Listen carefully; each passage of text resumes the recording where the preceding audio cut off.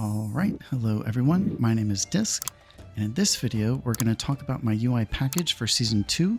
I'm going to try and make this video as quick as possible here because it's almost 2 AM before patch day. But the main focus of this video, we're going to talk about Plater, Grid 2, and my WeakAuras. These are the core 3 add-ons I use to get by. So if you're new to my channel, I would start with these. If you're a returning, supporter of the channel, maybe click around the video just to kind of see what's changed. All of the systems are exactly the same, just better. And the goal here is to make it easier for everybody to use, easier for me to update, easier for you guys to update, easier for you to import. So I've just tried to make it easier all across the board. And the biggest shocker is we've made a hard pivot to Plater. And I've used KUI for years. I do love that add-on, but I heard through the grapevine that the add-on is going to be discontinued. So it's better now than later to go ahead and make the switch. And but essentially this is going to be KUI by way of Plater. So I've spent all week doing this, making it look just like what we've came from because I really like those systems. And I do vouch for everything here. I put in a lot of work to get this as complete as possible for day 1 of Season 2, but I am not a beta player, so I don't know these dungeons intimately just yet. So for all my members, I will be updating these codes the first of every month. And for the first month, I'll probably be pushing updates every week just to make sure this is as complete as possible for you guys. But yeah, mainly we're going to talk about these core 3 elements I use to get by Mythic Plus. But if you have questions about any other small or miscellaneous UI element, please ask. I get back to everyone in the comment section. But first off here, we have our Plater. So I use a system of priorities with a scale of reds from dark to light. In any given pull, we want to find the darkest red mob. That's who we want to attack. That's who we want to kill first. That's where we want to put our schism, very importantly. And then, so on the right side here, we have all these different types of indicators. I think it's pretty user-friendly, but let's go ahead and go through it. So the top one, the execute range. So all of our nameplates are going to be reds. And if they turn white, that means execute. So you want to be seeking those out. And this is new from my KUI, but it's enraged trackers. So if you see this red frame inside of a nameplate, it means essentially the tank is taking more damage. And then the next one down, this red glow, this basically means it's time for you to press fade. So that means you pulled threat. And then the next one down, this is where we have tick marks on the nameplate. Very important. We have a lot of mechanics that operate on boss thresholds. So in order to help us time things better, we need to like clearly see those. So I think this is the best way to do that. And then in the same vein, so this next one down where it says extra bar, this is also to help us time our spells better, but this is coming from a WeakAura. And don't confuse this with a cast bar. This is an extra bar that pulls in that hooks to the nameplate that shows one of 2 things. It either shows a boss's energy. So a lot of times attacks trigger when a boss reaches 100 energy. So it's really important to see that to time our spells, but it's also going to dynamically show anytime a boss has an absorb. So you have to get through those, and all of those things are going to help us time our spells better. And then the next thing down, fixated, I think this one's pretty self-explanatory, but if you see a white dotted line on any nameplate with a buzz, that means you're being fixated by that mob and get away from them. And just to add one more layer to the mix to help distinction in a pull, we have some smaller nameplates. So these are for our minor mobs that don't last too long in a pull. And then we have a yellow bar for neutral mobs that is opaque. So all of that was how to read our Plater health bars, but this is how to read our Plater cast bars. And this is how we're going to maximize our psychic scream. So all casts by default are gray, light gray, dark gray. And then I've predetermined where our fear points are, and I have all of those casts stand out as a blue cast bar instead. This is where we are going to Psychic Scream, and I also have a WeakAura, which we'll get to in a little bit, that helps emphasize those moments. All right, then here we have our Grid 2, so same old, but just a little bit better. Some of the improvements I'm not going to go into here are, we have a dedicated space for if an ally is holding a Paladin external, and then also in these bars, we have a space that shows if your ally has an active defensive rolling. Very important for us as a healer.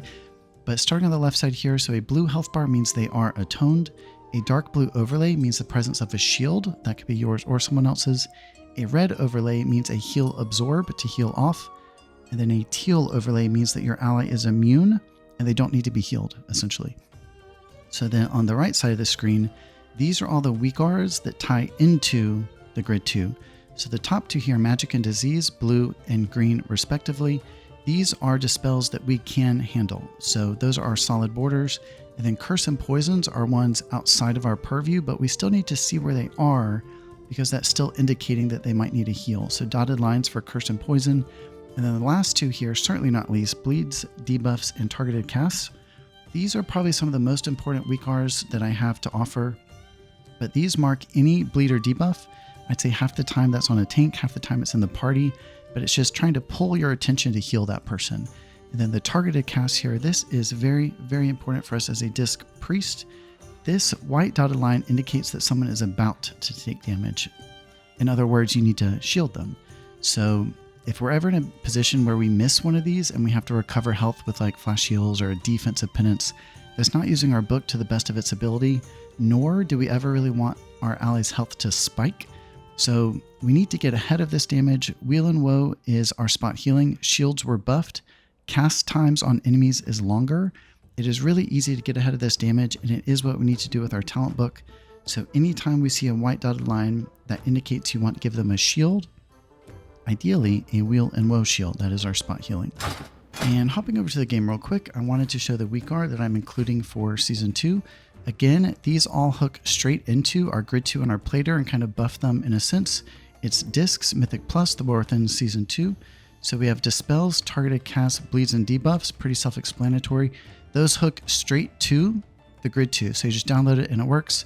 Then the Fixate, this is what's going to hook to your nameplate. Pretty obvious. And then the important stuff, these also primarily hook to nameplate. But let me show you what we have going on here. So friendly nameplate handling. This is very good to have. Ask if you have any questions. Missing Fortitude, self-explanatory. This is where our heals and absorbs come from. It's a WeakAura. It's better that way. Alter Time, a nice little thing I threw in here that hooks to a mage's frame. If they're in Alter Time, just nice to see that defensive. And then these two for the bars, these bring in the additional bar that hooks to the nameplate that shows bosses that have shield values. This acts as a dynamic bar, pretty nice.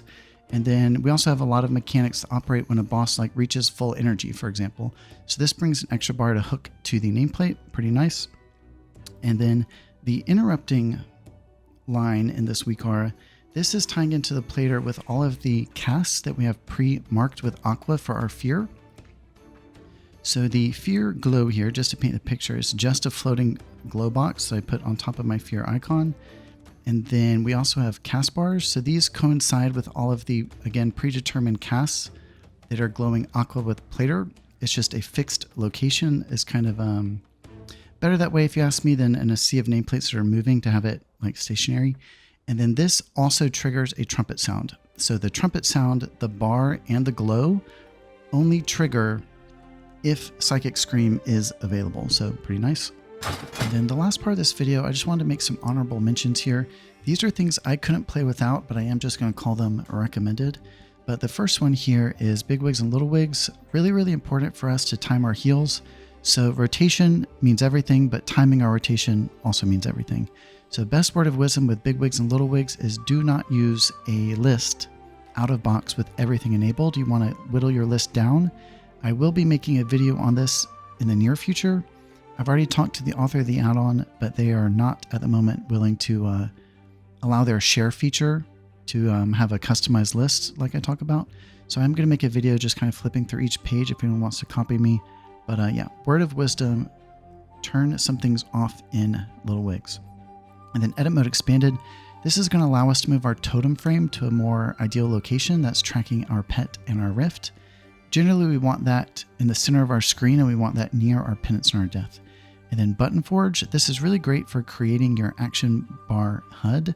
A lot of people think I use a WeakAura to track the cooldown of my spells, you know, that thing in the center of my screen. I don't recommend that. You know, if you have to, I think it's fine, but action buttons will always be better, in my opinion. And yeah, Button Forge makes it really customizable. You can make a small bar, a big bar. You can scale it up and down to design it however you like. You could probably copy my action bar HUD in 5 minutes or less, Button Forge. And then Omni CD, this is ideal. It pairs in with your Grid 2. I actually have my profile shared I use the entire add-on for helping me maximize PI. That's one of those spells we have to time with others. So OmniCD will help you track your allies' offensives. And then we have click casting here. I think click to cast is the best for discipline. If you do it through Voodoo, that's fine. If you do it through click the add-on, that's fine. If you do it through Cell, that's fine. But click casting is the best for discipline. I have most of my casts coming from my 5-button mouse. Click casting, very important.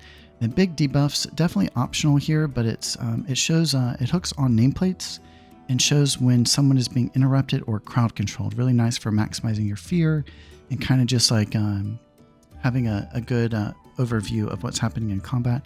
And then my other miscellaneous WeakAuras here, I'm going to be talking about them all season. A lot of you guys probably already know of them, kind of like the Torment counter maybe. But I have tons of WeakAuras that I didn't feature in this video. Please ask in the comment section if you'd like to have any of those exports. They are open to all of my students and supporters of the channel.